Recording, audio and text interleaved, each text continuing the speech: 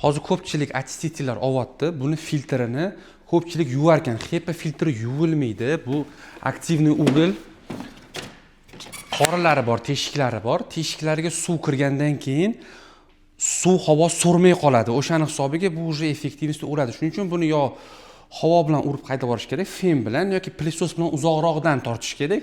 Undan keyin влажный latta bilan salfetka bilan ustini bir marta artib yuborsanglar, yana ishlashi mumkin. No, imkon qadar buni yengillash kerak.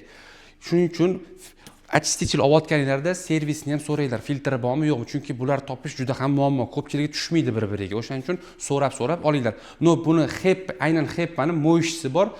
Yuvilmaydigani ham bor. Mo'yish, lekin ko'pi bizda O'zbekistonda yuvilmaydigan.